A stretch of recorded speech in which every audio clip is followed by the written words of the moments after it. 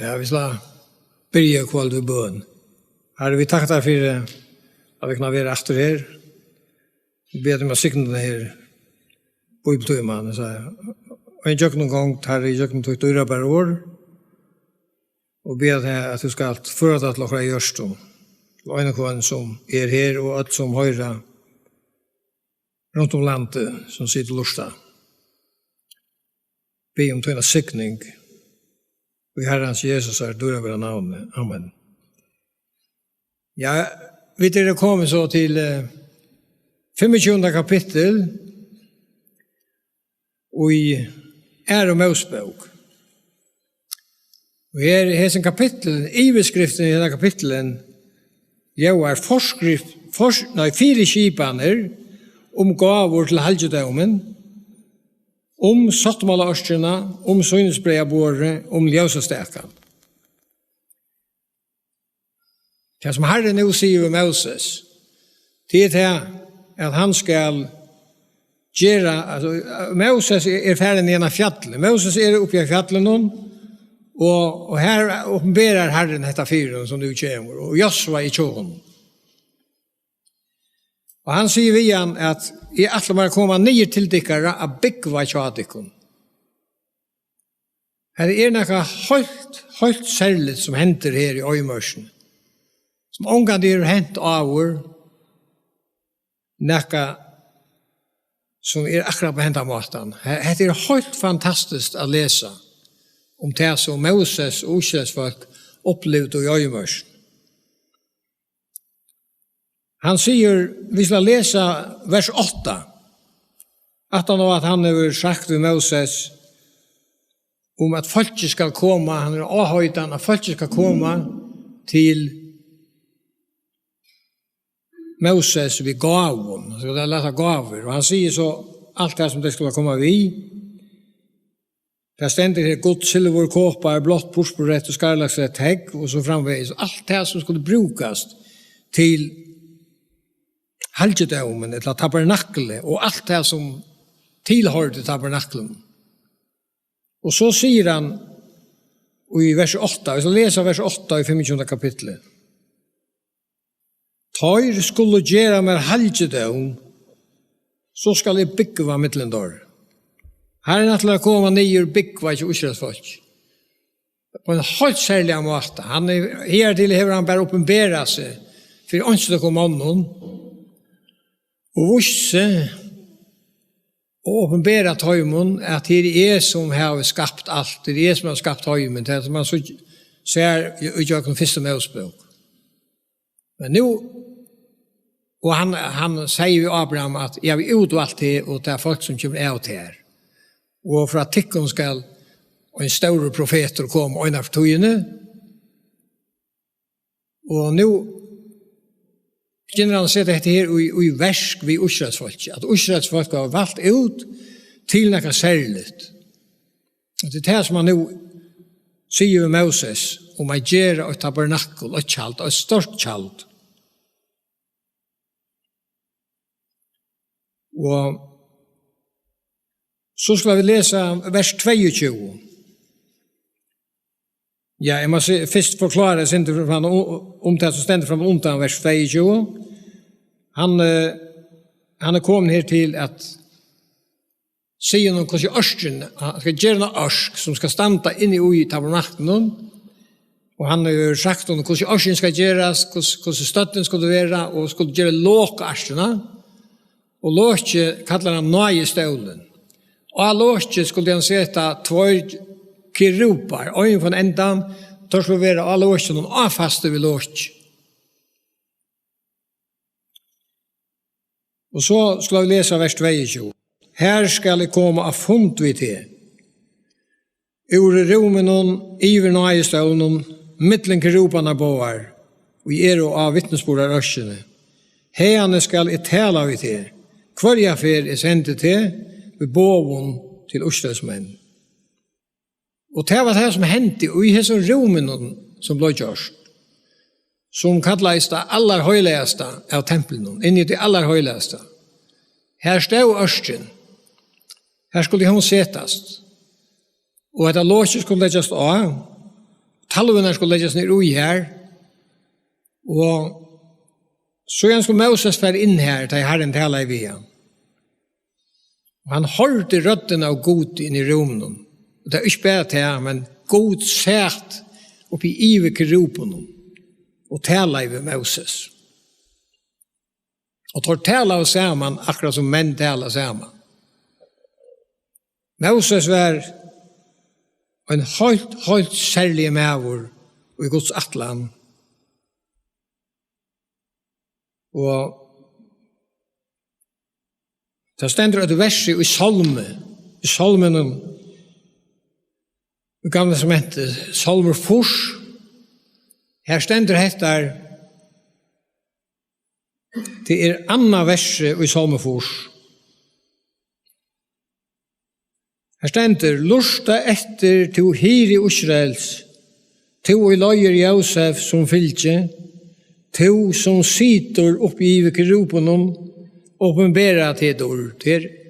Her synker Asaf, negv 100 år at han var til her, ta synkja der i Israel etta, ta tøyene, ta i Herren sæt oppi i kerupenom. Han sier sitter og ta hadde der tempelet. Så han sæt stadigvæk her oppi i kerupenom. Dette som jeg har sagt, en helt fantastisk tøy.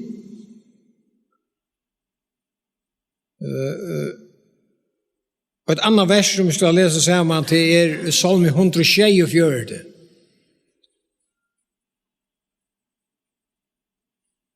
Og 19. og 20. vers. Han hever kunngjørt Jakob i årslutt, Israel båsøyne og laursøyner. Det hever han ikke gjørst, vi nekra æra tjau, laur hansara kjenna der ikke. Halleluja. Israel et utvalgt folk, og til nekka særligt. God har valgt deg ut, og hette hever han ikke gjørst, vi nekra æra tjau. Og i lenka tøyer i jøgn altenar, let Herren høytningarna genga sånne vittlo veier. Han talar ikke til dere på enda måten som han talar til Israel. Han talar bare vi sånne naturer som han viser dere øtlo. Og som øtlo mennesker skjutja, og burde se god at han fyrir ut. Bare Israel, han åpenberer seg, og på enda underfotla måten fyrir. Og hvis vi færer til 5. Mosebok, den søjens kapittel i 5. Mosebok, da Moses var deir, så stender det ettermæle om Moses. Til 5. Mosebok, 34. kapittel og 12. vers.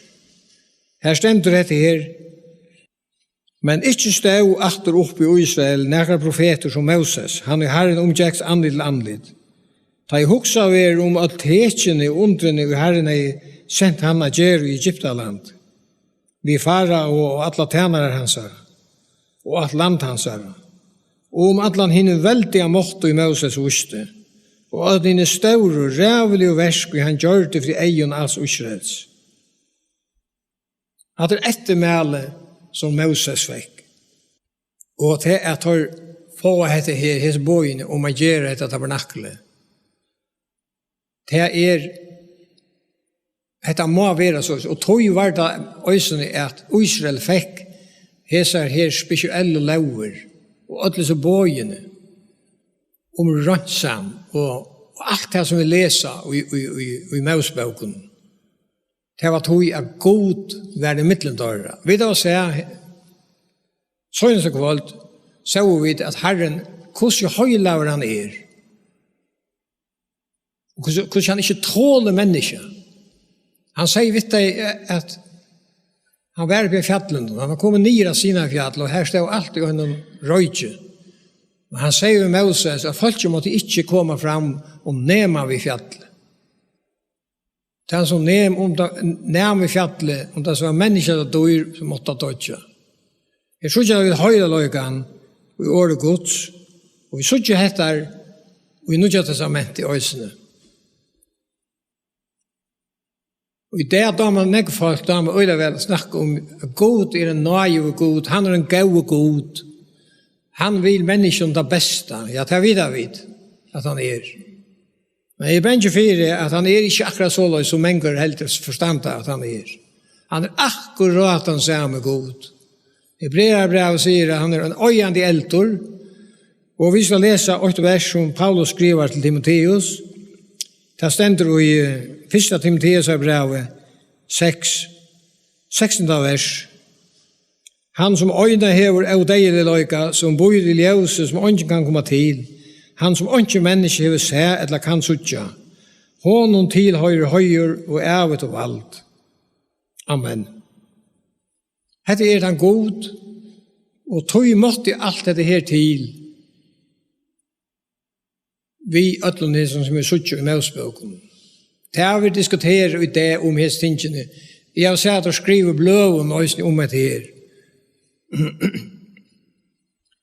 Men det som stender her om Moselov og alle de forskrifter som jødene finner, eller utsett med finner her, det har vi ikke vi å gjøre, og det har ikke hatt noe vi å gjøre.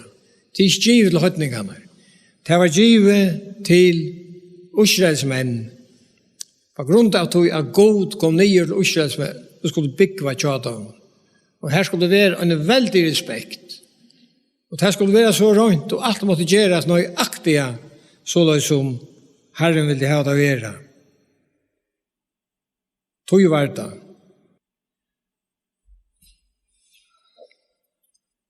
Det søgneste verset i kapitlen som vi der i Mosebok 25,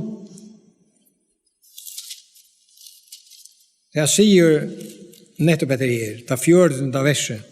Sånn nå til, sier han, at du gjør alt etter myndene og i vurst der vær av fjallene. Men mennesker øyelig kjøtt av færre skøy, og de får så sannelig skøy her. Og det samme at han det er. Mennesker halte til at de kunne tenke å brøyte og på god, og brøyte godstorskene ettersom mennesker finner på. Men det gonger ikke.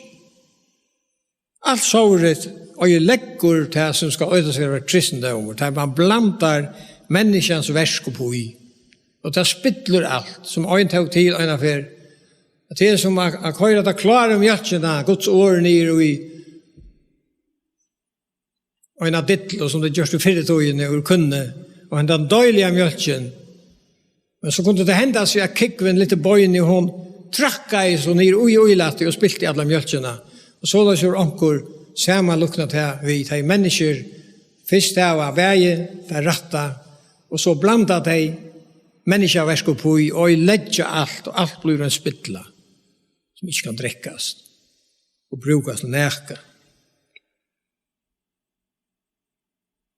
Sånn til at du gjør alt, som jeg har sagt, sier god, at det er noe som tar som taler hos året det, og jeg legger seg i hjertet. Tar som stand og prætika og i fargen i det, og jeg legger seg til her i hjertet, taler hos år, eller taler noe annet. Til god høylaver, og han ganger ikke for å komme på meg og for andre enn jeg som ser. Det gjør han ikke. Jeg sier i neste kapitlene som kommer her fra den 16.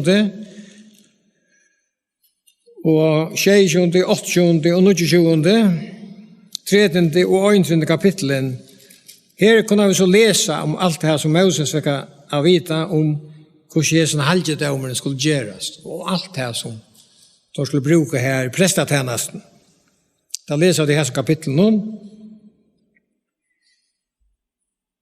Og den 31. kapitlen, den iveskriften til 31. kapitlen, sier at Bezalel og hjelpermenn hans vil kattla her. God kattla mann av 8 juda som Bezalel. Han fylte han ved vursdommet, så han skulle ha skilfyr å gjøre alt dette kunstverket som skulle gjøres. Han kattla en annan som Oholiab av 8 til å hjelpe honom, og så øysene ærer som han fylte ved vursdommet. Og det her blev nu, detta verset blev lite, eller ja, nu skulle ta för under att göra det här. Och Moses var på fjällen och stadigvæk. Men hese kapitlen endar på att han ständer och tar han var livet att tala med Moses och sina i fjällen, fick han hon till på vittnesbörd talvnar, steintalvnar, og skriva vær av i fingre gods. Også det til, her gonger med over vidt var med steintalvn, og god sjálfur skriva så inn og fingre og etter her. Det er pura avvandlet, og alt det som hender i øyemørsene her, eller en større pastor av det, er så avvandlet og så fantastisk, og undrende, og alt. Det er så størst at lese om. Men mennesker gjør dette at lunches. Det vil jeg slett ikke trykke så. Det gjør at hår som har skrivet av nier til liknere. Og lust ikke etter å gjøre god til en liknere. Men dette her, alt er jo ikke ut. Og alt flere ganger ut. Som stender her. Og Jesus Kristus, okra frelsere, han tog selv til hese skriftene. Han bygde jo hese skriftene. Så det er som alt samtrykkende enn bidja. Det gjør det igjen. Og det er jo hver menneske som sier noe annet til ettertekter. At det er jo nok at du heter som stendig skriften, og så er det ikke kristen om du så kaller det og heldig det å være det. Det er helt sikkert. Så man må lusta et gos åre. Det så gjør vi det Nya Testament. Johannes skriver om etter sine brev at de som høyrer okkon, de er av gode. De som ikke høyrer okkon er ikke av gode. Det sier han. Johannes apostel, som var øyne av tøymon, som skriver i året 9. Han sier det her direkte. Jeg kan lese det selv. At han som høyrer okkon er av gode, han som ikke høyrer okkon ikke. Han som ikke luster et skrift noen, han er ikke av gode. Han gonger i møter en avgjørende fortapelse. Vi kjenner ikke vente vi. Det er så alvarsamt det her. Men så skal jeg nå huske syndromet her, hva hender her nede i tilhalden? Det er ræveligt som hender her. Aaron er i tilhalden. Det skal være noe som den løyeren som er løyefolket, men det er Moses og bostor. Og jeg til Moses er lønge oppi av fjallen, i 4. dager, så begynner folket avtålnast. Og de spyr hva ble av Moses. Og de trykker bare til at han ganske omandotten er lort, og han omkalt for å komme atter. De bydlet det seg inn, og de strønner av Aaron. Her man kan gjørast. Dette gonger ikke. Moses kom ikke atter. Så her må vi grupe inn selv, og vi må finne på akkurat. De strønner så hardt av Moses, når av Aaron, at Aaron etterlykker det ned. Og han ber det komme vid godlig og sånn, og så gjør han en kalv. Det er så utroligt at det kunne hente, men det har stendt så løs. Det er å se så nekv til god og hans kraft. Og alluga for at det er så holdt vi så igjen av. Det gjør en kolv. Og det er akkurat samme at som det er enn i det. Det er ikke den røyne høyenskapen, den er høy.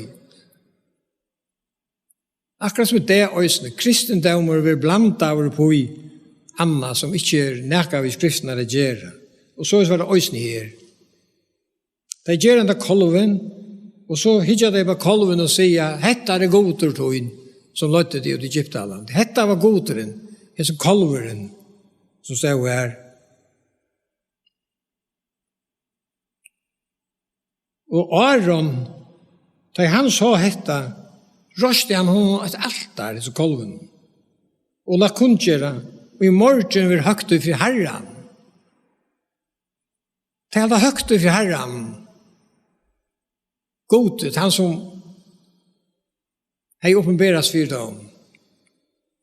At de blanda alt sammen, de vilja heva nekka som de kunne halta og de har ikke trygg, de har ikke alit av gode, det ikke tog boja, så må de finne på akkurat. Men de slipper ikke gode i høyt. Så blandet de alt sammen. Og mennesker lukker seg selv, og vi vet hver og fire er sånn i det. Lett å bare bytte skriften der, vi som røyner kunngjør Guds år, og ikke færre til nækka som helst annet, og ikke vil ha vitt å gjøre, og de som prætikerne kan. Vi leser så her at de har gjort denne kolven, så sier God, nu sier God vi Moses ved fattelen og fer åman til ikke har gjort den store synd. Og han sier, jeg har haft egne vis folkene, sier God, så ikke det heter et hervende folk. Og God øyla røyer nå. Og i Moses bok, kapittel 2, vers 20, jeg leser vi at Herre var så ytler. Han sier, let no mer råa, så røye mun kan tendras med å ta imot. Og jeg gjør i enda av døymon. Jeg skal ta gjøre til størst folk. Det er så mestret å lese. God er kallet Abraham, og loven hun heter her. At tøyt afgån skal være noe holdt særlig, som vi langt har sagt, og som vi da ser. Nå ser det ut som han er så ytler, han er atler for andre enda planen. Han sier, jeg skal øye alt dette folket, så skal jeg heller gjøre til Moses til folk. Dette kan tidsjes omtalet. Og God visste rundt alle togene til hva han får å gjøre. Men allikevel, hette det til som han sier ved Moses. Og Moses, han er så rasteslig av oss ned. Han får bøna god. Så jeg leser vi er her i et eller annet verset. Bøna til Moses. Men Moses bøna i Herren godsøyn og sier, Herre, hvor skal røye tøyn tendras mot folketøyne som du lødde ut av Egyptalandet, vi veldig og måttig og sterskere hånd? Hvor skulle Egyptar få ha sagt, vi ytlån i hoa lødde han deg ut, til å drepa deg av fjøtlån og tøyne deg av hjørne? Lært brennande røyetøyne halde på hært, og enkra vannlukkene, og ut av atle gjøre folketøyne. Minst Abraham, Isak og Israel tænartøyner, som tog i øye om det sjølvan vi giv dette lyfte. Jeg skal gjøre afkom tikkara sånn egg vi tale som stjøtnene i himmelen, og jeg skal gjøre afkom tikkara alt dette land jeg tale om. De skulle øye det i alle ræver. Og så stenter, ta enkra i Herren, vannlukkene og han er høtt vi å gjøre folkesøyen. Hørte bønene av Moses. Folket var bjerga, slapp undan. Så slapp jeg til vers 25 i disse kapitlene. Ikke sind rett til versen. Moses sa nå at folket kjente seg ikke etterhald, vid det at Aron har slept av en leison, og hesen hilt og futjen derfor fragtet. Folket Sjalt at han Moses kom etter i middelendåra. Man kan tro til kanskje at ta gjørtes deg flow og så, men nei, de fortsett. De fortsett og vi er sånn her dansen om godkalven, og vi er som spiller om. Da stender det at vi til at Aron har slept dem og leisen, så kjente de seg ikke etterhald. Og så er det nekre futjen der. Og hese futjen der er helt og frakt etter dem. Hese futjen der som her var, det var til dette folkesleie som var kommet ut som vittnen. Det var ikke utslæsfolk. Det annars er ikke steg på enda måte. Futjen der torra. Men vi leser i Fjord Mosebok, og i det 11. kapitlet, her stender det her verset, men hin blandaje, altså til Fjord Mosebok, 11 og 4 vers. Men hin blandaje folkehåperen ut høymon, i vidtøym og vær tråa i etter åren koste, og så får Israelsmann etter gråta og søtt, og hadde vi best haft kjøtt at ete. Det var også som en sånn blanda i hauperen som var kommet mitt av dem. De var en snæra for deg. Vi skal lese et vers i Æremåsbok, til 12. kapitlet og det 38. verset, at det tar jo i de færre ut ur Israel, ut i Egyptalandet av nottene. Det stender vid høymon, for øysene staurer haupor av allsins falskje. Her til småfæ og neid, og avfor mångt av fæge. Det ser ut til at hese falskjene, de blivende snerra for Israels folk, og her halda de fragt at det gonger ytla. Her ongen godsåtte i middelen etter falskje.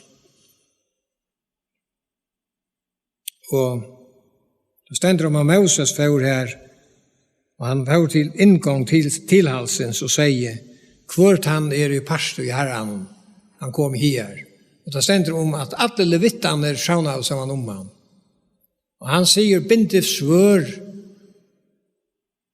og hadde falskje nyer, spær i omgang av sin spottaren og kussver. Spær ikke vin eller framta, det avhonaligt. Man kvepper seg vi at si etter, men så la oss være det om lovene. Vi kan være glad at vi ikke under Moselov, og vi kan være glad at vi ikke så nær her som god men at Jesus i midtelen. Det bare Jesus som kan frelse det. Om du ikke kjenner Jesus som du frelser, og ikke tykker på honom som Messias, og Guds sønne, så ingen frualder mellom til og god. Det stender at røye Guds iver, tar som ikke trykva. Det stender i samband med dette trykva, så stender han ikke vil trykva sånn, skal ikke suttja løyve, men røye Guds, ververande i ivron, Guds røye iver at lær sint. Alt de som gengarna synda løy, og ikke genga hetta stotta løy og synd her nere, og ikke vilja trykva god, og Kristus, de vrøyen iver. Det rævlig vrøye her, og honaligt.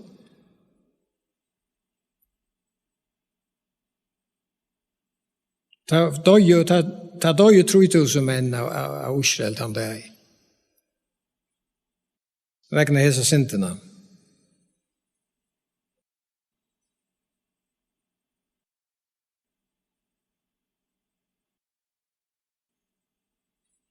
Så gjerne kommer vi til kapittel 33. Og her i begynnelsen av kapittel 33, ja, vi skal lese 3 vers her. Så gjerne sier Herren med Moses, færne var sted igjen i falskjennom, og du lødde ut av Egyptalandet, til landet og evig øye av lov og Abraham, Isak og Jakob, ta jeg sier, avkomme tøynen djevige til ham. Jeg sendte ångel undan der, og han skal reka der ut, kan han nittar amorittar, hittar, pedisittar, evittar og jebusittar. Fær til landet, og flyter i mjölk og hundanje. Men sjálfur kom ikke her vittar, du hervunne folk, kom i vi, så kunne jeg gjort enda av der av en.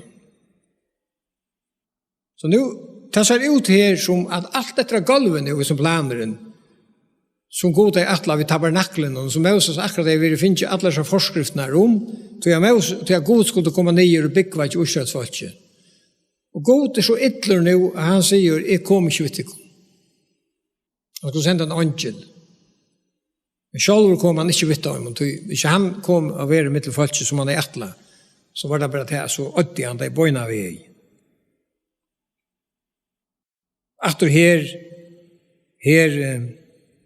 bjerkar Moses folket.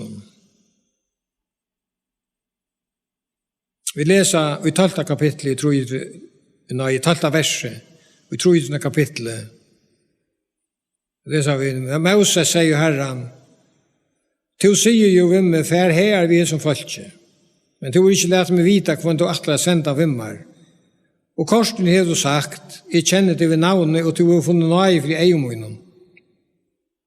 Det nå så at jeg har funnet nøye for egen munnen? Så vis meg veier tøyner, så jeg kan kjenne til å finne nøye for egen munnen. Hoksa korsen at dette folk er tøyt folk.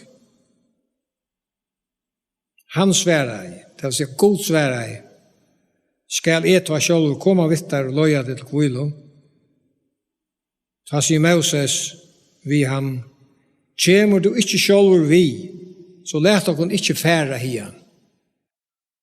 Tog av kvarjen skal det suttjast at jeg har funnet nøye fri egen tøynum, jeg og folk mot, jeg og folk tøyt, om ikke jeg tøy at du færas vi okkun, så vid jeg og folk tøyt, vil art fram om at folkaslø av hjørne. Og så kommer svære, Herren sværa i Moses, Øysen i hatta og du nu byr skal jeg gjøre, tog to og funnet nøye for egen munnen. Og jeg kjenner det ved navn. Herren høyrer etter bønene som Moses, og alt kommer etter rette plass. God brøyte sånne atlan som han har hørt vi her, til Moses byr, og han sier, jeg har hørt bøntøyene, til å si, jeg kommer vidt. Det skal være her. Så som et atlav. Så kan man spørre, altså, god hvordan sier vi,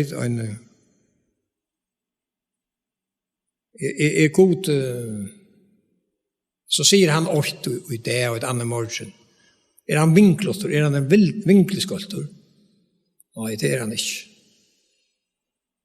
Det god som en vinkleskolter, og Moses det som bjergar folkene på avferene, annars det alt ferdig vaske, og det ikke være så som god i atla, nå ångan lunta.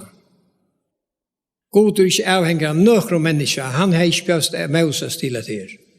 Han kunne godt gjøre det, lett alt ikke så løs, utan Moses ber. Så han kan alt. Men jeg halde dette lærer okkon om løyve. Altså løyve, vi skiljer ikke god. Det kunne vi ikke, som en kan ha sagt. Vi kunne ikke skilja god.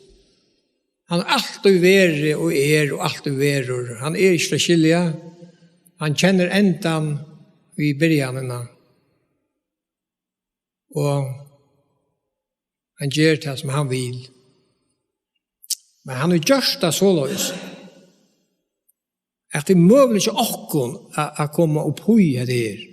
Og en menneske som lever nær gode og tror god, det kommer vi i hans atlan og på en eller annen måte. Så er det at det ser ut som at vi gjør et større verk. Men det alt nøye fra god. Her er god største såløys, og han sier, så har vi Moses, som gjør at Moses råpar om hjelp, og på den måten fer han Moses vi og oss ned, så Moses nå vi et eller annet gods, at stekka avlukkene, vi sånne bøen. Men sannelig det god allugal, som stender for alt. Jeg vet ikke om du jeg sier det såløys med halde mig skilja det. Vi må som mennesker halde okken til det som God sier, og han har talat til okken i sin åre, og som det stender her i Mosebøken øysene, at menneskene høyrer til åpenbæra til. Og vi må teka det til okken med åpenbæra. Det er landa som vi ikke skilja i gode, det høyrer Herren til. Da vi trykker av god, blir løyvelatt, øyfalt. Han sier så vi her, i 18. verset i kapitlen, ta sier Moses, lova meg til å sutja dortøyna. Og god sier vi han, jeg skal lete alt rujtidømme mot genka framvittar. Så jeg viser honom nøye som jeg viser nøye, og honom miskun som jeg viser miskun. så sier han vi at andligt mot kanst du ikke suttja. Det stender flere ferien her, at Herren taler med Moses andligt til andligt. Så til okkur måte man skal skilje her på. Men Moses så ångande god verlige. Og det er akkurat som jeg sier i sørste kvöld, Esekiel, han så ikke god ordentlig. Han så han, men ikke virkelig som han var. Det tiktest av lentene som han så av gode. Og det som var nere til her, og det var eldor, og så. Og når jeg så var det også med Moses. Jeg trykker at det stender det her, at han tog seg andelig til andelig og god. Så det her, han var inne i Ujas romen og tog seg. Og god var oppe i kerupen. Så tar tog seg og som tar menn, så stand det andelig til andelig. Men god var oppe i å her. Oppe i kerupen, oppe i vantjen, som brøtte og tyver nøy i støvn.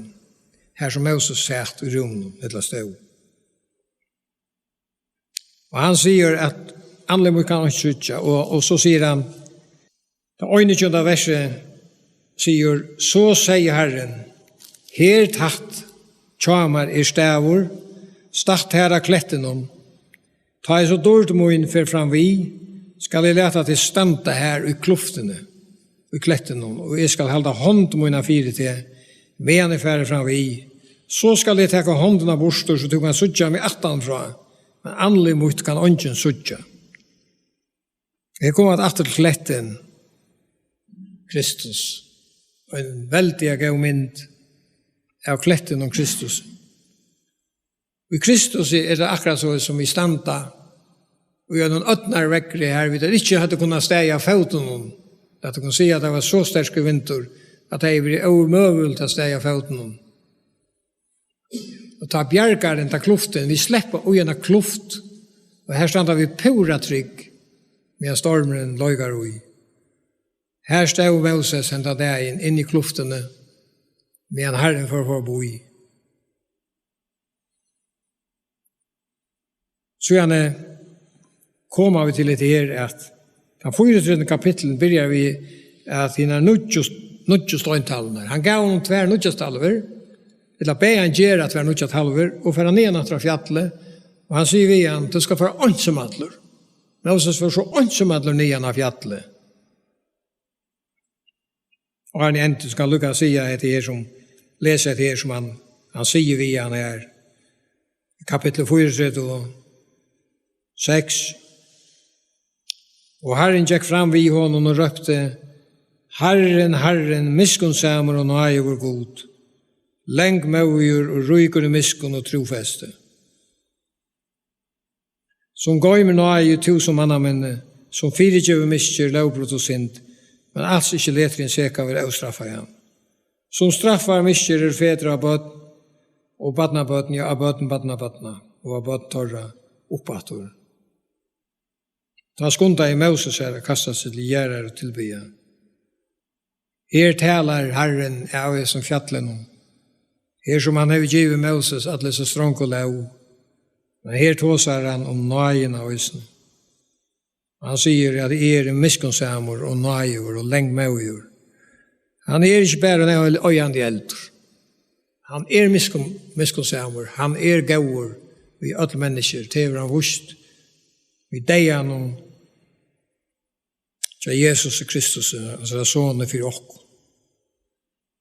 Det er det øyneste som bjergar oss, og det bjergar hver under øyneste mennesker, som teker møtet og uttrykk. Herre, vi takker deg for denne bibeltøyman, og jeg vil kunne ha gynnske, og jeg gjør noen disse kapitlene og i Mosebok, som taler sånn ek, og som har sånn ek å sige, og ringte det skilja, men jeg har rønt at ordet der fram, sett ljøs og at det, var ikke hvordan jeg klarer det her, og ikke kan som antetøyen sette ljøs og få gjørsene å brenne. Og stender hun tar på her som for til Emmaus, at Jesus selv tog seg vittover. Ta sier at det er brent ikke hjertet. Da han lærte oss oppskriftene. Her lært til oppskriften her, for okkon, så du først okkon brenna i karløyga. Tøynum karløyga, som røkker ut til å frelse ødel i hese neistøtta høyme. Da ber vi om, i Herrens Jesus er dyrebra navnet. Amen.